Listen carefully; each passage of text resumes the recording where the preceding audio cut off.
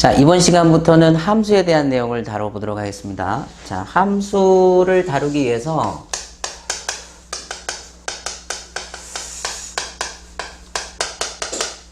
자, 여러분들 함수를 다루려면 저희가 이제 공집합이 아닌 집합 두 개가 있어야 되고요.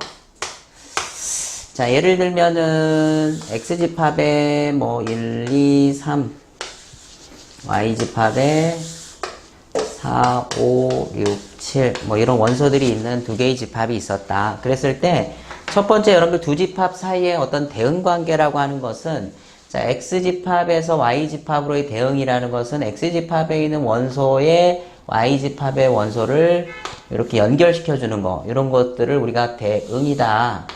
자, 이렇게 이제 표현을 하고요. 자, 그렇다면 이런 대응 관계를 갖는 모든 게 다 함수라고 우리가 말하지는 않습니다. 그래서 함수가 될 조건은 여러분들 두 가지가 필요한데, 자, 집합 x에서 집합 y로의 함수라고 표현을 하려면 이 집합 x에 있는 원소가 빠짐이 없어야 되고요. 그리고 그 원소 하나가 정확하게 y값 하나와 대응 관계를 가질 때 그걸 우리가 함수라고 표현을 합니다. 그래서 예를 들면 지금 이 대응 관계 같은 경우는 함수가 될 수 있겠죠. x값 하나가 빠짐이 없고 y값과 정확하게 하나의 값과 대응 관계를 가지고 있다, 이렇게 보시면 되는데, 예를 들면은 여기 예를 들어서 제가 4라는 원소를 하나 더 넣었어요. 그럼 이거는 함수가 될 수가 없어요. 왜냐하면 지금 x라는 집합 4라는 원소에 대응 관계를 가지고 있지 않기 때문에 함수가 되지 않고, 자, 그 다음에 두 번째로는 예를 들어서 이렇게 요런 대응 관계도 함수가 될 수가 없겠죠. 왜냐하면 빠짐없이 대응 관계를 가지고는 있지만 3이라는 원소 하나에 y값이 두 군데로 대응 관계를 가지고 있기 때문에 이것도 역시 함수라고 하게 할 수가 없겠죠. 자, 그렇다면 여러분들이 이 함수란 이제 이렇게 얘기가 되고요. 그때 이제 함수가 됐을 때 우리가 이제 표기하는 방법이 있는데, 보통 함수 f x에서 y로 가는 함수가 하나 주어져 있을 때 우리가 사용하는 이제 정리해야 될 용어가 몇 개 있는데,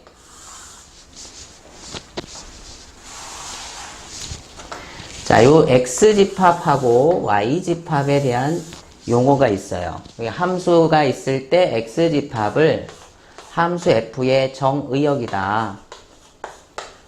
자, 이렇게 우리가 약속을 하고요. 그 다음에 y집합은 우리가 함수 f의 공역이다, 이렇게 또 약속을 합니다.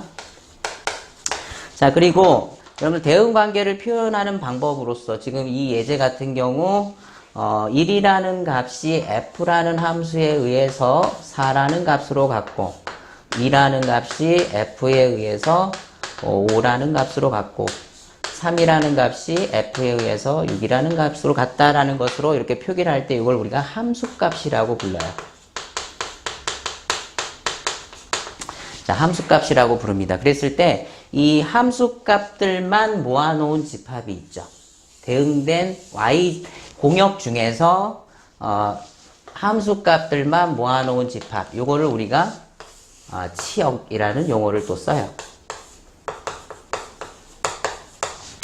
자, 그래서 여러분들이 교재에 보시면, 자, x라는 집합, x에서 y로 가는 함수가 있을 때, 자, 우리가 x집합을 함수 f의 정의역이다. 그 다음에 y집합을 함수 f의 공역이다. 그 다음에 대응하는 함수값들만 모아놓은 집합은 함수 f의 치역이다 라는 용어를 쓰고요. 자, 지금 그림상으로 보시면 알겠지만 공역이라는 집합 내에서 대응한 애들만 모아놓은 게 치역이기 때문에 여러분들 일반적으로 치역이라는 집합은 공역의 부분 집합이 된다라고 우리가 이제 볼 수 있겠죠. 자, 그럼 이제 함수가 있을 때요, 우리가 이제 표기하는 방법이 있는데, 자, y가 x의 함수다. 그랬을 때 우리는 보통 y는 fx라는 표현들을 주로 사용을 할 거고요. 자, 여기서 여러분들 이 x는 우리가 독립변수,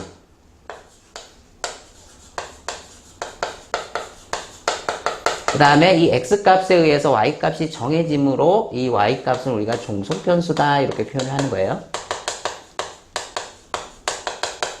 자, y가 x의 함수일 때 y가 x의 함수일 때.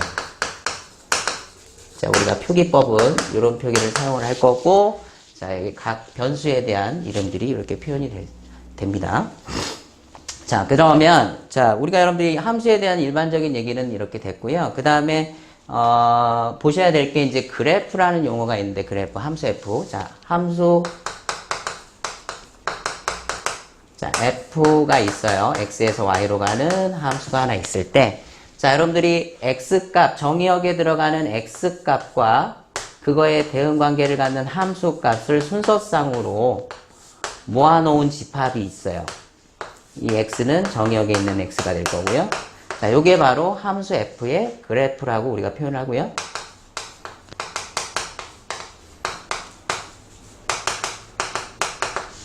자, 그래프라는 표현으로 사용을 하는데, 보통 그래프 그러면 여러분들이 머릿속에서 떠오르는 건 우리가 직교좌표상으로 그리는 어떤 그림의 형태를 여러분들이 떠올릴 수 있는데, 예를 들어서 여러분들 함수를 제가 1이라는 값을 한번 줘볼까요? 그러면은 여러분들 이 그래프 같은 경우는, 자, x에다 뭘 넣어도 1이라는 값이 나오기 때문에 여러분들이 이렇게 그림의 형태, 우리가 원래 0일 때도 1이고요. 1일 때도 1이고요. 2일 때도 1이고요. 마이너스 1일 때도 1이고요. 그래서 그 중간중간에 대입하는 값들도 다 1의 형태를 띠고 있다. 이렇게 볼 수가 있겠고, 그 다음에 이번에는 y는 x라는 것도 한번 그려볼까요? 자, x라는 그래프도 역시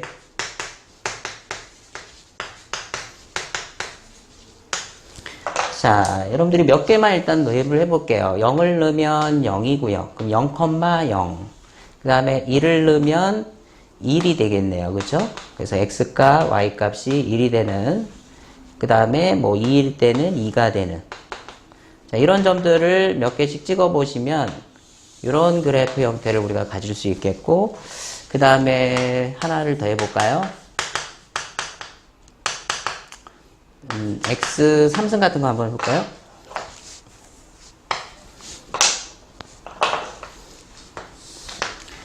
자, x제곱으로 한번 해봅시다. x제곱도 0일 때 0이고요. 자, 1을 집어넣으면 1의 제곱이 되니까 1이 나오겠고, 자, 마이너스 1을 집어넣어도 마이너스 1의 제곱은 1이 되겠네요. 그쵸? 자, 그래서 요 값들을 쭉 또 연결해서 그래프를 그려보면 이런 패턴이 나올 거다. 이렇게 볼 수가 있겠어요. 자, 그랬을 때 우리가 여러분들 함수의 그래프 상에서 여러분들이 이제 우리가 이제 그래프들이 이렇게 주어져 있는 상황에서 이게 함수냐 아니냐를 이제 판단하는 문제들이 이제 있는데, 자, 그런 것을 우리가 이제 테스트하는 방법으로 함수 판정법이라는 게 있어요. 그래서 함수 그래프상에서 함수인지 아닌지를 판단하는 방법은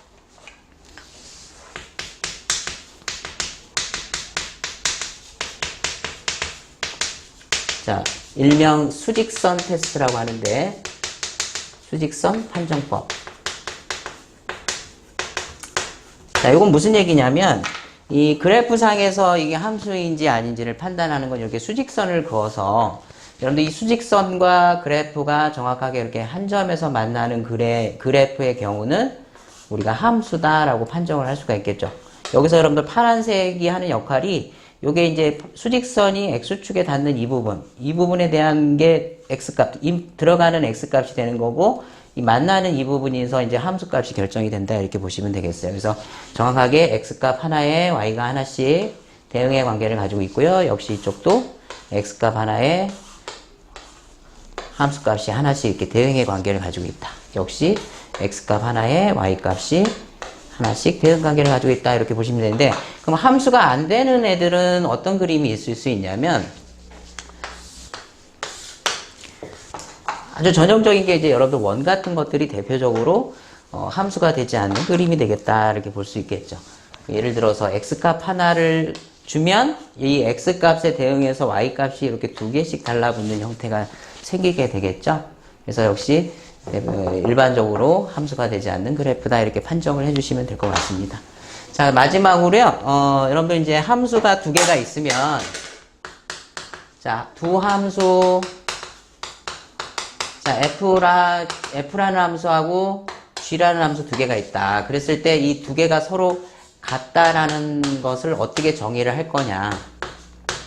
자, 함수 두 개가 같다라는 것을 여러분들이 정의하려면 두 가지를 보시면 되는데, 두 함수가 같으려면 당연히 함수를 결정해 주는 게서 제일 중요한 것은 정의역이죠. 그래서 두 함수의 정의역이 같아. 자, 그렇다고 정의역만 또 같다 그래서 두 개가 같다는 건 아니고요. 자, 정의역에 이제 저희가 정의역을 x라고 해볼까요? 집합 x. 자, 정의역이 같아야 되는 것이고, 그 다음에 정의역에 있는 모든 x 원소에 대해서 자, 함수 값들도 같아야 된다.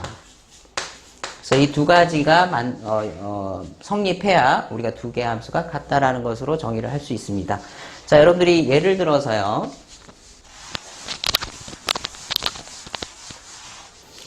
자, 예를 들어서 fx x하고 제가 gx를 x3승으로 한번 줘볼까요? 자, 그랬을 때, 자, 이 두 개의 함수에 대해서 정의역을 뭘로 주냐면, 0하고 1하고, 자, 여기 두 개로 일단 한번 줘볼게요. 자, 정의역이 0과 1을 가지고 있는 정의역 상에서 이 두 개의 함수는 정확하게 같은 함수가 될 수 있어요. 왜냐하면 정의역이 일단 x집합 두 군데 다 같고요. 그 다음에 각 정의역에 들어가는 원소에 대해서 f0 값하고 자, f1 값을 한번 계산을 해보면 f에 0을 넣게 되면 0이고 1을 넣게 되면 1이 되네요. g에다가 여러분들이 0을 집어넣고 1을 집어넣으면 자, g에 0을 넣으면 0이 나오고요. 1을 넣으면 또 1이 나오므로 역시 두 번째 조건도 만족을 하고 있다.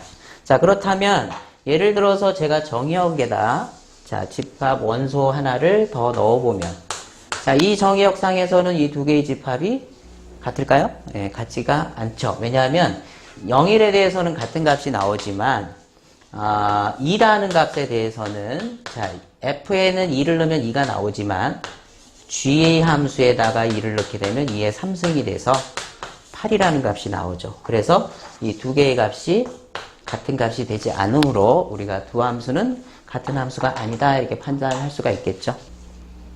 자, 이번에는 여러분들 함수 종류에 대해서 한번 공부를 해볼게요.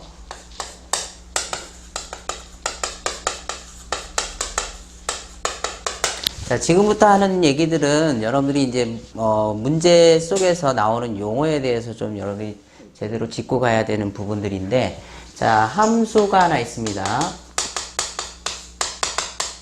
자, x에서 y로 가는 함수가 하나 주어져 있다. 자, 그랬을 때 첫 번째로 여러분들 1대1 함수. 자, 다른 말로 이거 단사라는 말도 씁니다. 단사함수. 자, 1대1 함수의 정의 교재를 참고해 보시면 자, 정의역 x에 이 서로 다른 두 원소 x1, x2가 있다. 자, 임의로 두 개를 뽑았는데 만약에 이 x1하고 x2가 다르다면 함수 값도 달라야 된다라는 거죠. 자, 이게 이제 여러분들이 함수 중에서 예를 들어서 한번 볼게요.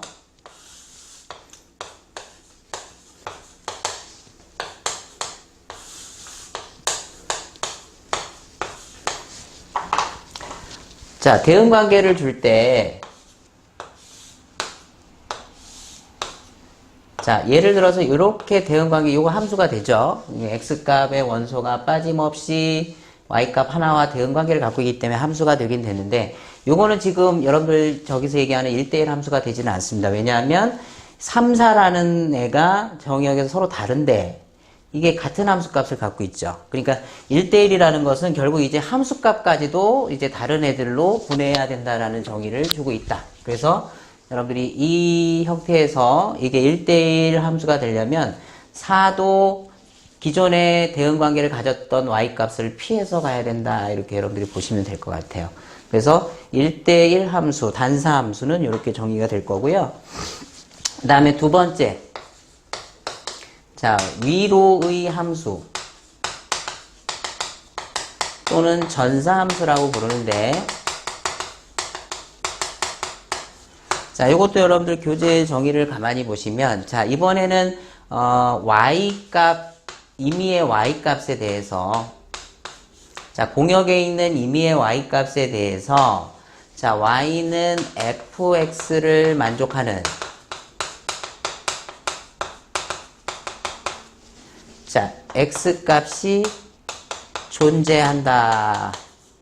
자, 이런 정의를 썼는데 말이 조금 어렵습니다. 근데 여러분들 이 얘기는 무슨 얘기냐면, 예를 들어 이제 y에다 제가 이제 9라는 원소를 하나 더 넣었어요. 그러면 이 함수는 지금 보시면 전사가 되지 않습니다. 왜냐하면, 자, 지금 5, 6, 7, 8에 대해서는 x값이 존재하죠. 대응하는 x값들이 존재하는데, 9에 대해서는 대응하는 x값이 존재하지 않습니다. 그래서 이걸 전사가 되지 않는다라고 하는데, 그냥 간단하게 보시면 오히려 여러분들이 예를 들어 일반적으로 우리가 함수에서 치역은, 자, 공역의 부분집합이다라고 했는데, 이 정의에서 여러분들이 이게 전사가 되기 위해서는 여러분들 이렇게 보시면 돼요. 대응관계가 다 있어야 된다는 얘기이기 때문에 결국은 치역과 공역이 같아지는 함수. 치역과 공역이 같아지는 함수. 예를 들어 9를 빼버리면 공역과 치역이 정확하게 일치를 하죠. 그래서 공역과 치역이 같아지는 함수가 바로 전사함수다라고 이해를 하시면 더 이해가 빠르실 것 같습니다. 자, 그리고 마지막으로 여러분들 세 번째로 나와 있는 게 이제 우리 1대1 대응이라는 용어가 나오는데, 1대1 대응. 다른 말로 전단사 함수.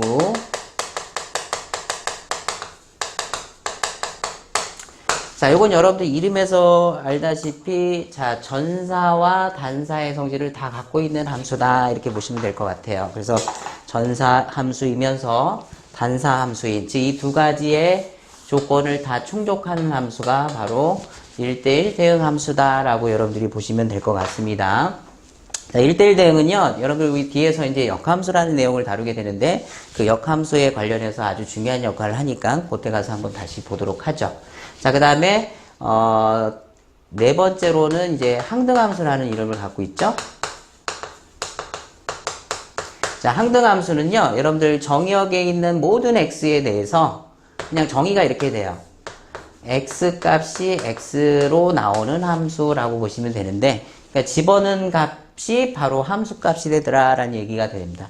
그래서 이 항등함수의 경우는 특별하게 우리가 이제 아이덴티티의 약자를 따와서 보통 f라는 표현보다도 i라는 이름을 더 많이 사용을 합니다. 그래서 이렇게 항등함수는 여러분들이 이 정의를 좀 보시면 될 것 같고, 그래프상으로는 여러분들 한번 볼까요?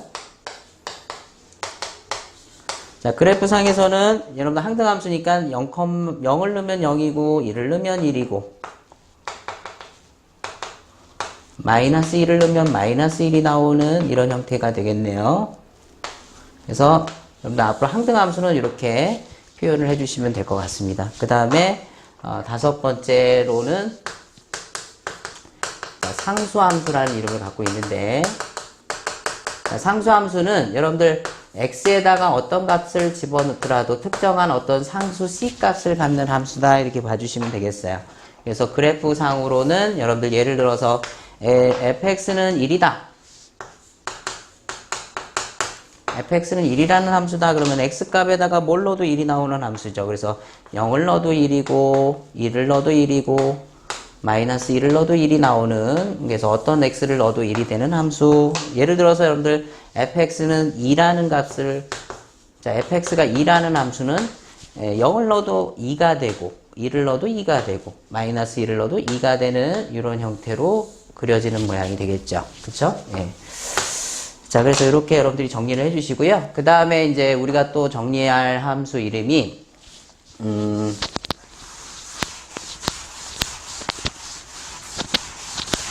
자, 여러분들 그 증가 감소 함수라는 게 있습니다. 증가 감소 함수.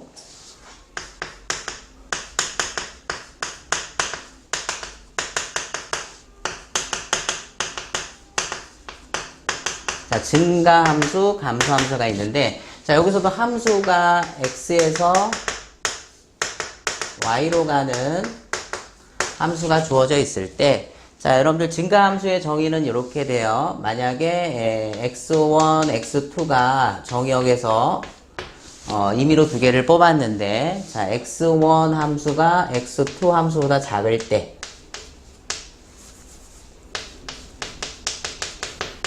자, 함수값도, 자, 그러니까 들어가는 값이 커지면 함수값도 같이 커지는 함수를 우리가 증가함수다 이렇게 부르고요. 자, 반대로 역시 x1, x2는 정의역에서 잡는 건 똑같고요. 자, 이번엔 x1, x2가 이런 관계에 있을 때, 즉 x1이 x2보다 작은데 함수값은 반대로 이렇게 작아지는 형태를 우리가 감소함수다 이렇게 불러요. 그러면 여러분들이 그래프상에서는 그냥 예를 들면 아까 항등함수 같은 경우는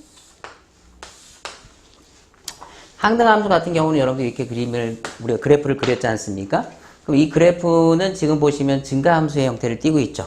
그러니까 어떤 x1, x2를 잡았을 때 x1보다 x2가 크다. 그러면 함수값들도 당연히 커지는 형태의 그래프를 우리가 증가함수다 이렇게 보시면 되는데, 보통 그래프상에서 특징은 여러분들 x값이 보면 왼쪽에서 오른쪽으로 갈수록 x값이 커지지 않습니까? 그러면 함수값은 우상향 쪽으로 향해 가는 모양을 우리가 증가함수다 이렇게 좀 봐주시면 될 것 같고요.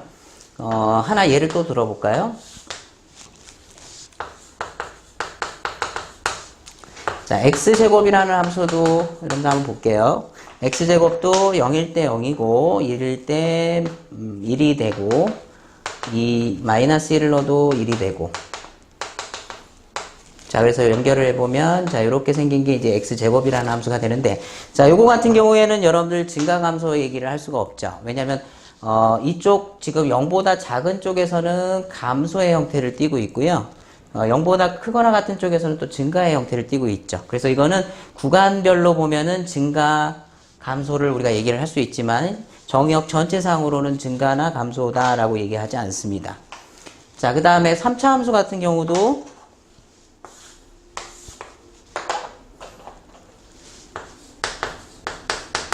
x3승도 여러분들 0일 때 0이고요. 1일 때 1이고요. 마이너스 1을 넣으면 마이너스 1이죠.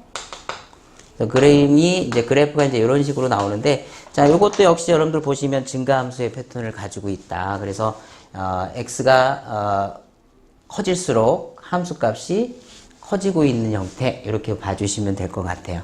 자, 그러면 여러분들이 한 가지 정리하실 게, 우리가 아까 여러분들 그 1대1이라는 함수에 대한 정의를 배우셨는데, 이 1대1하고 이 증가감소하고 연결성이 좀 있습니다. 그래서 여러분들이 우리가 1대1이라는 함수, 1대1 판정법을 우리가 이제 한번 잠깐 정리를 좀 해볼 건데, 자, 요건 여러분들 우리 함수 판정법은 수직선 테스트라고 배우셨죠? 근데 이제 1대1 판정법은 수평선 테스트, 수평선 판정법. 자, 이게 무슨 얘기냐면, 여러분들 그 1대1이,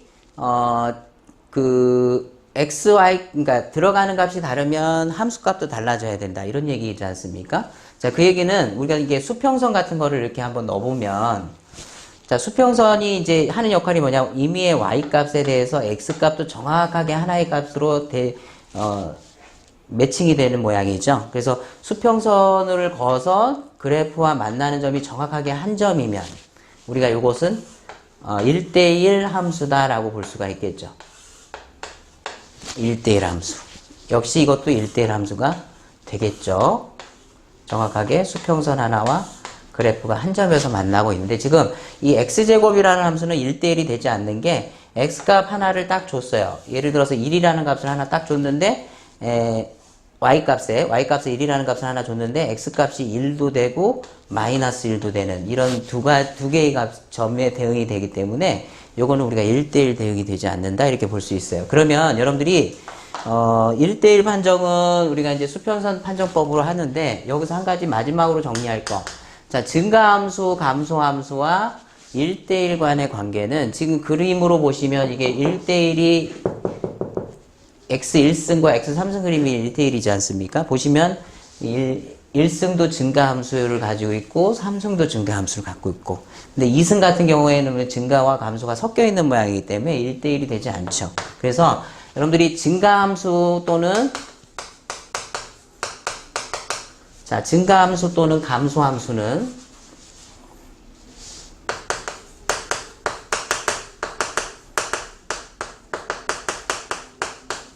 1대1 함수다 라고 여러분들이 정리를 할 수가 있네요. 나중에 이거는 여러분들이 제가 물어볼 때 이거 1대1입니까? 이 그림이 1대1입니까? 라고 물어봤을 때 여러분들은 증가함수냐 감소함수냐에 대해서 여러분들이 해석을 할 수도 있다 이렇게 보시면 될 것 같아요. 지금은 예제들이 다 증가인데 예를 들어서 감소 같은 경우도 여러분들 대충 하나 이렇게 그림을 그려보면 이게 이제 x값이 증가할수록 y값은 떨어지고 있는 그림이니까 감소함수를 갖고 있지 않습니까? 그럼 얘도 역시 여러분들 수평선 테스트를 해보시면 정확하게 y값 하나에 x값이 하나씩 이렇게 달라붙는 이런 패턴을 가지고 있다. 그래서 여러분들이 증가 또는 감소는 1대1 함수다 이렇게 좀 정리를 해주시면 될 것 같아요. 그 다음에 마지막으로 하나 더 정리하실 게 자, 우함수, 기함수인데 이건 아주 중요한 내용입니다. 자, 여러분들 우함수, 기함수. 자, 우함수는 여러분들 정의가 뭐로 나오냐면 함수가 하나 있고요. x에서 y로 가는 함수가 하나 있다. 자, 근데 이 함수가 우함수라고 부르는 것은 정의가 마이너스 x와 플러스 x가 같은 함수를 우함수라고 정의를 하고요. 그 다음에 기함수는 마이너스 x를 넣은 함수값이 x를 넣은 값에 마이너스를 붙여서 같아지는 함수가 바로 기함수에 대한 정의예요. 자, 여러분들 정의는 꼭 기억을 하셔야 되는데 이게 기하학적으로 우리 그래프상에서 이제 설명을 좀 드려보면은 우함수라는 거는 이제 이런 거예요. 여러분들 예를 들어서 자, x제곱이라는 함수를 아까 그렸죠, 우리가.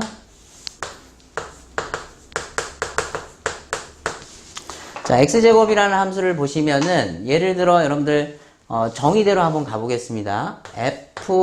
f-x는 자, x자리에 마이너스 x가 들어갑니다. 마이너스 x의 제곱이 되는데 여러분들 마이너스 x의 제곱은 플러스 x제곱과 같죠. 그래서 결국은 원래 fx의 형태와 같더라.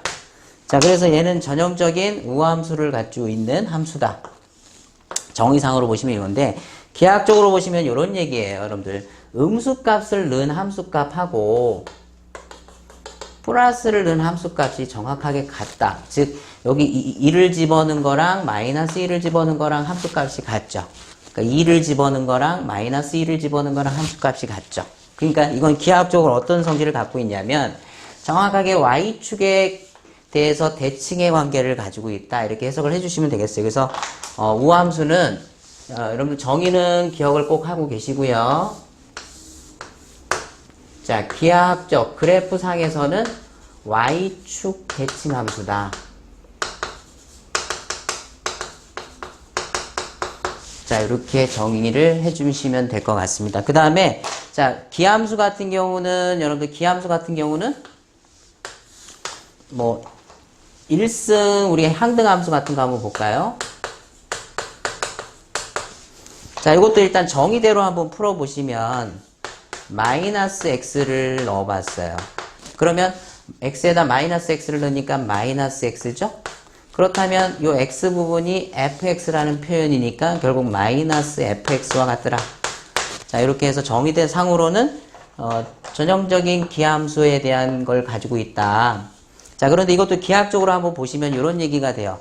마이너스 2를 넣은 함수값하고 플러스 1을 넣은 함수값하고 정확하게 부호가 반대가 되더라 이런 얘기가 되는 거거든요. 이거는 원점에 대한 대칭 관계. 이게 여러분들 하나 예제를 더 드려드리면 x3승도 한번 볼까요? x3승 아까 그려보셨지만 원점에서 자, 이런 그림의 형태를 그래프 형태를 가지고 있는데 자, 이것도 역시 여러분들 정의상으로 한번 먼저 풀어보시면 마이너스 x를 넣어봤습니다. 그러면 x에다가 마이너스 x를 넣으니까 마이너스 x의 3승이 될 거고 마이너스 x를 3번 곱하면 마이너스 x 3승과 같겠죠? 그래서 이거는 결국 fx에 마이너스가 붙어있는 꼴이다. 그래서 정의상으로 보시면 정확하게 우함수가 된다, 기함수가 된다는 걸 우리가 확인할 수 있고요.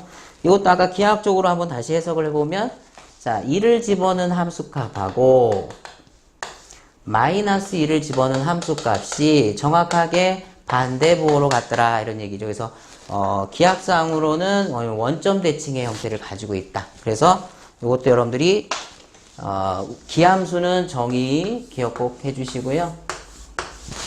그 다음에 기하학적 그래프상으로서는 우리가 기함수라는 것은 원점 대칭 함수다.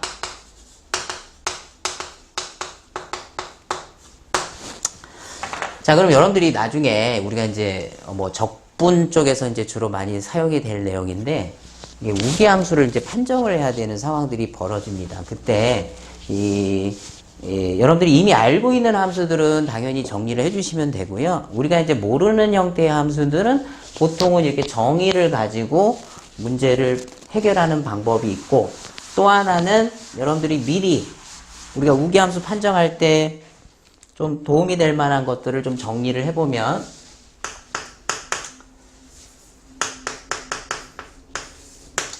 예를 들어서 이런 얘기 할 수 있습니다. 우함수 더하기 우함수는 우함수.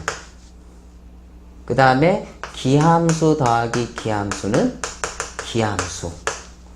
우함수랑 기함수랑 더하면 요거는 우함수도 기함수도 되지 않는다. 물론 증명은 여러분들 간단하게 할 수 있어요. 예를 들어서 fx 자 gx 두 개가 있는데 자 얘도 우함수다. 자 그렇다는 얘기는 여러분들 우리가 정의상 보면은 fx도 우함수니까 마이너스 x와 플러스 x가 같을 거고요. 마이너스 x와 플러스 x가 같겠네요. 자, 그렇다면 이 둘을 더한 함수. 자, 이건 이제 가정에 의해서 나오는 거고, 자, 두 개를 더한 함수, 즉, fx와 gx를 더했습니다. 자, 그럼 이걸 새로운 h라고 한번 이름을 줘볼까요? 자, 그러면 이 h 함수도 우함수냐라는 얘기인데, 이것도 정의대로 한번 넣어볼게요. 마이너스 x를 넣어봤습니다. 그러면 f의 마이너스 x가 되고요. 가정에서 얘네들이 마이너스가 없어지는 형태의 우함수이기 때문에 이렇게 되겠네. 그러면 결국 hx와 같아진다 해서 자 마이너스 x 집어넣은 거랑 x 집어넣은 거랑 같더라. 그래서 우함수랑 우함수랑 더하면 우함수가 된다. 이런 식으로 이제 증명을 할 수가 있습니다. 그래서 여러분들이 이런 것들을 정리를 좀 해두시면 좋겠고요. 또 우함수랑 이번엔 곱하면 또 우함수. 또 기함수랑 곱해도 우함수. 우함수하고 기함수랑 곱하면 기함수. 자, 이렇게 또 정리가 될 겁니다. 그래서 이 증명법은 다 똑같아요. 우함수인데 얘네들을 만약에 곱했다. 자, 곱했다. 그러면 여러분들 h에다가 마이너스 x를 집어넣으면 이렇게 될 거고, 자, 우함수 정의에 의해서 얘네들이 이런 식으로 나오겠죠. 그래서 결국 증명법은 다 동일하게 이렇게 해석이 된다고 보시면 되는데 결국은 기억을 어떻게 할 거냐라는 걸 여러분들 초점에 맞춰서 좀 보시면 될 것 같아요. 자, 그 다음에 곱하기 말고 요게 이제 나누기도 마찬가지다. 그래서 우함수 나누면 우함수, 기함수 나누면 우함수 기함수 나누면 기함수다. 이렇게. 그래서 같은 애들끼리 곱하거나 나누는 것은 항상 우함수가 되고요. 다른 애들끼리 곱하거나 나누는 건 기함수가 되더라. 해서 이렇게 해서 정리를 좀 해주시면 여러분들이 나중에 우기함수 판정할 때 좀 도움이 될 것 같습니다.